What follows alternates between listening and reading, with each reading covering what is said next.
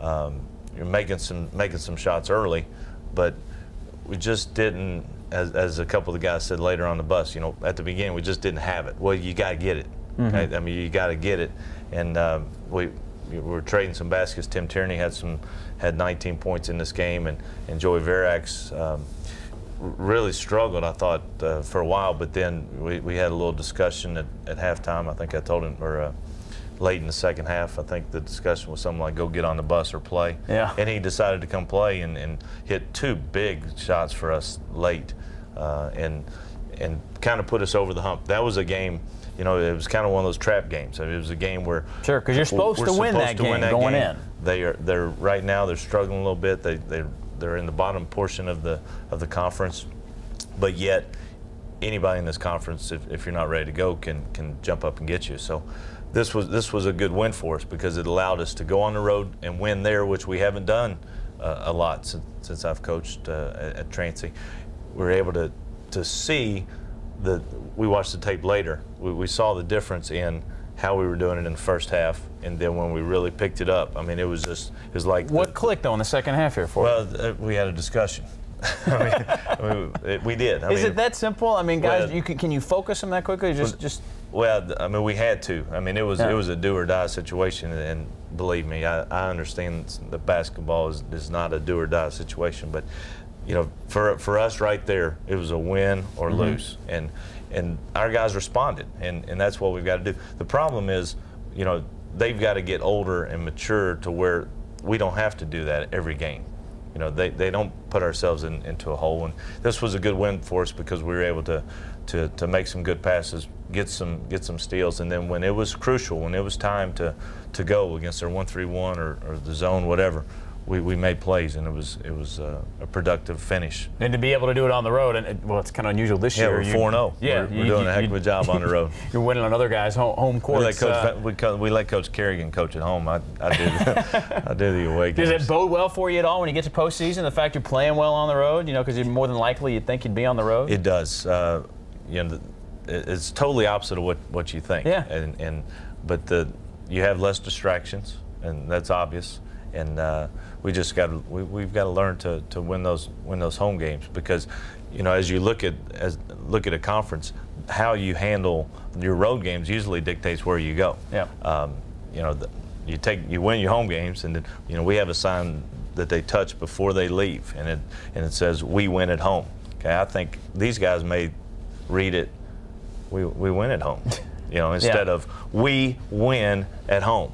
That there's a different mentality, and we've got to get that, and we're going to get it, and hopefully have a great run down the stretch. All right, we come back. We still got plenty more to come. The game highlights we're through with. We are going to meet a player on this Transylvania team and also head to practice for a coaching tip. That's all coming up here on Transylvania Basketball with Brian Lane.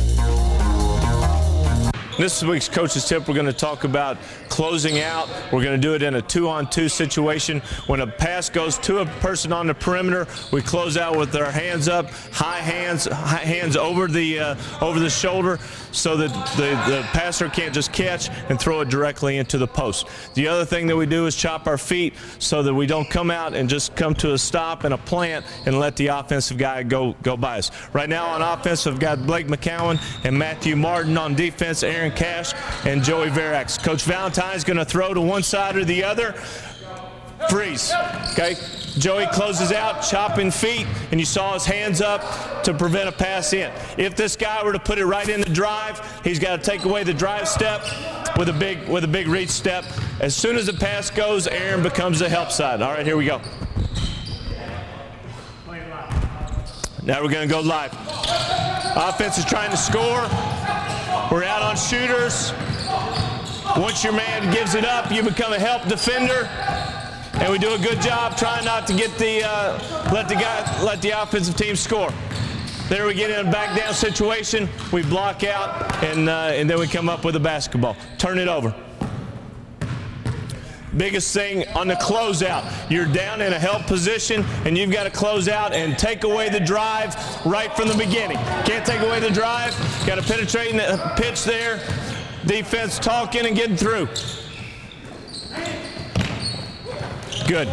Defense was able to overplay a little bit.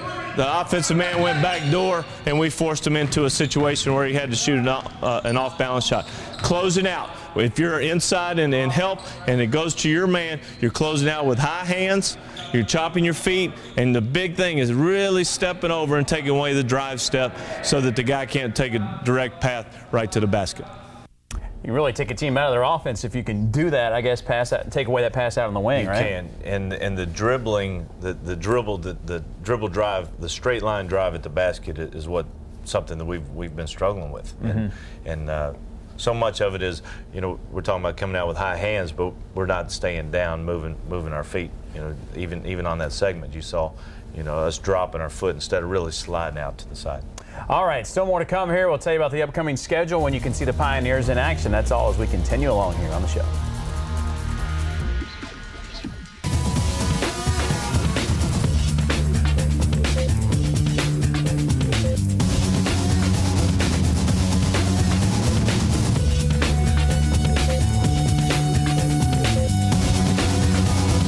I'm Ryan Mollenkoff. He's known for playing sweeping defense, but his teammates say it's his cleanup off the court that gets the job done. This week's Transy Player of the Week is Tim Tierney. The Pioneer with the three-point shot and the smirky grin. Well, that's Tim Tierney. He's real strong. He's real good with the ball. He's quick. He kind of handles the team out there on the floor. He's a floor general. He plays hard all the time. I mean, there's not a time he's out on the court that he lets up. You know, he's all out all the time, and he's a good shooter. He's a good penetrator. He sets a lot of other guys up, and he really plays hard on defense. Tim is one of two returning starters from last season that went to the NCAA tourney. Last game, we looked to him to kind of bring us back into the game in overtime. He ended up scoring, 25 points, having a great game, and he really does a good job at what he does. Tierney logged over 800 minutes last season, while averaging 8 points a game and 2.5 assists. Well, first year's out of the way, so all the nerves, I know what I'm expecting. I've gone through it once. We lost a couple of big players from last year, Fagan and Searle. That's a big loss, but got a couple freshmen coming in that'll really help us. And, we're a young team, but a lot of us got to play a lot last year. You've seen Tim with a uniform on, but can you imagine him with an apron and a vacuum cleaner? Yes, that's right, folks.